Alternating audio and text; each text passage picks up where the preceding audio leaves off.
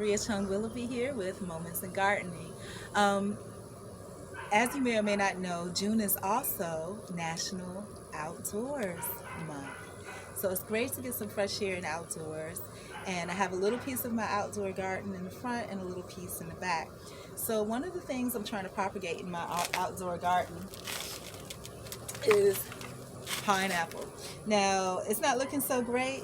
I just started this yesterday. In order to propagate a pineapple, you just want to twist off the top of it and you're left with the crown. You don't necessarily have to cut off the top, you just twist it off.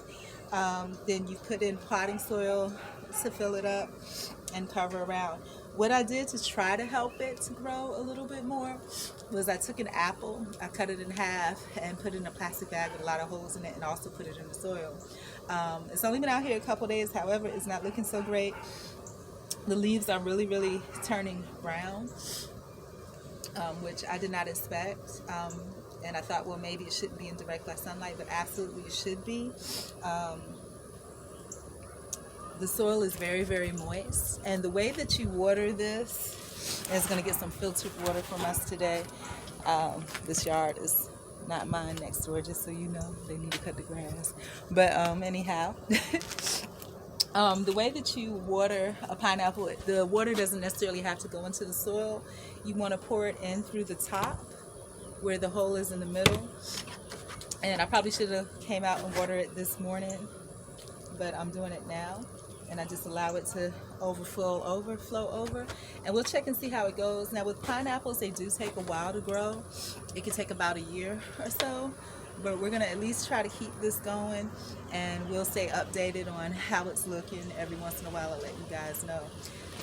Next up, we're gonna look at the cabbage. The cabbage is in the backyard, and those are actually doing pretty good. Little story about pineapples, just about me and pineapples. There's a song, I think by, I don't know whose name is it, Rick Ross, I don't know who those people are, but called Crushed Pineapples, and I really enjoyed it. Very smooth and very fun. I'm a little bit older now, so, you know, alas, the song would not directly relate to me. But another thing, when I first moved to Miami, I'm not in Florida anymore. I'm in a nice little southern county here in Valdosta, called a city called Valdosta, Georgia. If you guys were aware, there was a young man that was wrapped in a gym mat, and I think his parents own property a couple of streets over from here. And I didn't intentionally move here; it just happened by accident. Just like me going to Orlando was by accident, and happened upon where Trayvon Martin was shot by mistake. So weird things like that happen to me. But yeah, so stories about pineapples in my life, just in honor of National Fruits and Vegetable Month. It's not only National Fruit and Vegetable Month, but it's also International Year of Fruits and Vegetables as well. When I first moved to Miami, I think it was like, not really Miami, but Miami area, August of 2005. I lived in Sunny Isles Beach, and I think maybe a couple years after that, I moved down to Overtown. It's a little bit cheaper, a lot cheaper, and that's where I caught a case and all kinds of wonderful things, you know what they say. But I remember when I first moved there, people thought I was different, so they used to call me Pineapple, and I was like, that's so weird, why would you call me Pineapple? And they said, because you look like a pineapple, because you're exotic, you're different. That was back in the day, not so much now. And another story about pineapples, when I lived in Hollandale Beach, Florida, after all this kind of took place and happened, I remember I was walking around, and at that time I remember I was actually interviewing people and talking to people, doing a little type of documentary type feel. And there was a lady that I met, and she had this house that was just filled with vegetation all around it in front and back, and I thought it was so unique. It was very nice and neat and proper. And I was like, wow, you know, you have a lot going on. And she was telling me she had aloe vera plants, she grew pineapples, and that's what this reminded me of. And I remember at that time, you know, being in a situation where I was trying to cheer myself up, and she could see that. And she says to me, and I don't remember how old I was at the time, mid to late 30s probably, but still the heart and demeanor of a child, which I probably would have now if I wasn't so bitter. but yeah, so, you know, she says, come Maria, we're gonna go have fun. And she was showing me her backyard and everything she had. Then she told me some of the troubles associated with it. Hollandale Beach police, which is a whole nother story, we won't get into that, but the Hollandale Beach police was causing her some issues, so they didn't want her to have her garden. And there was absolutely nothing wrong with it. It was beautiful, you know, absolutely beautiful. And I asked her if she had kids and stuff, and she did. They come by and they try to help out, but the police would come and harass her and everything. But anyways, yeah, so International Year of Fruits and Vegetables. June is the year of the month of fruits and vegetables.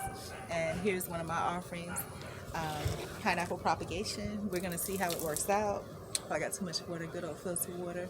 But see how it works out. We're gonna keep working with it, and I'll let you know how this goes. Oh, also, since I'm here, what I think I will do, some of the things that help, like I said, rotting fruit does help. I have an apple in the soil, and I probably should put gloves on, but I'm not going to. I have some banana peels, and usually, maybe I'll do that tomorrow. I'll cut them up into little pieces and mix it in with the soil to see if that would help out a little bit too, and maybe trim off some of this brown and kind of work from here. But yeah, most definitely. Another story about that, speaking of that, is also when I was in Davie, Plantation, Florida, there was this man, and I rented a room from him. I think he was Colombian, and it was so funny to me. So this is just a random story. It's so funny to me because he had this house, and in the house he was a carpenter by trade, and he wasn't very good, but he was the equivalent of me putting stuff together. He wasn't very good, but he built this, but I thought it was pretty amazing because he was like, oh, let me show you something, right? And he had this big bookshelf, and it was really kind of off, but behind the bookshelf was a room. I was like, wow, it's pretty cool. And I remember going into the backyard, and he had like all these banana peels over this big mound of dirt. And I remember thinking, and he would be talking, and he would eat a banana and just throw the peel on the ground. And I remember looking at him like, you know, what's really going on here? And so after a while, I became uneasy because that mound of dirt kind of looked like a human body. You know, like, did he have somebody buried back there? So I said, hey, you know, I was just wondering, you know, what you got buried under there? Is there a body? And he got mad. He was just like, no, you know, that's what I used to fertilize my plants. But it was just in the perfect shape of a human body. Another funny story about this guy as well. You know, like South Florida, and Hollandale Beach is in South Florida. It's right on the border of Miami and Fort Lauderdale. I used to walk 3 miles to the beach, and you're no more than 3 miles from the beach if you're on the East Coast of Florida. So I always walk like right when the sun is setting, about this time, and the sky is just phenomenal. But yeah, I remember like all the Spanish people, like they would listen to this. I remember it would be late at night, and he would get so mad. And this guy looked like, if you ever seen the movie 40-Year-Old Virgin, he's Colombian, but he looks like the guy from 40-Year-Old Virgin. And which I would kind of qualify to be in retrospect, except my mentality is not that anymore. At one time it really was, probably up to like 5 years ago. But so this is what struck me as really funny. He got real mad because across the street from him there were some young people that lived there, and they would come and blast their music. And these were like white Hispanic people. Either white Hispanic or straight up white, Latin, whatever, you know, they were all like them. And he came and he was like, I'm so sick of them. And he was just mocking them, you know, they were trying to be cool, like with the rap music and stuff. And he was doing his head and exaggerating and get gestures, and his hair was flopping back and forth. And he was really pissed off. And I thought that was funny. So yeah, I'm not perfect. You know, there are times when people get upset, and it was his mannerisms about it was funny. And the good thing, I guess, he didn't throw me into that crowd because he shared it, or maybe he just needed to vent. I don't know. But he would get like carpentry jobs, and people would complain, and it would piss him off. So that was funny. A few things funny, and something about me that, and this is why I need to leave alone. He probably didn't appreciate. It was like, and I shouldn't share it, but I will. I thought this was funny too, but it wasn't, because I didn't really think about it. You know how you just do what you do? But it's like I would wash my clothes Like, he basically called it a marathon of clothes washing, and I would get up, like, I would always wake up early, and that's how I am now. I get up whenever I want and do whatever I want, and I didn't take into consideration that, hey, even though he doesn't really work a real job, he may not want to be up at 4, but I would start at 4 in the morning and just wash clothes. But anyhow, so yeah. So again, 2021 is International Year of Fruit and Vegetables. June is Fruit and Vegetable Month. So in honor of that, in hindsight, because I did this on my own, didn't really know about that ahead of time, but I do have a little garden in the front, a little garden in the back, and it'll grow as time comes along. My garden is not stuff I'm going out to buy, it's stuff that I'm just regrowing from scraps and things like that. And hopefully that works out pretty well. And I'll show you the cabbage next.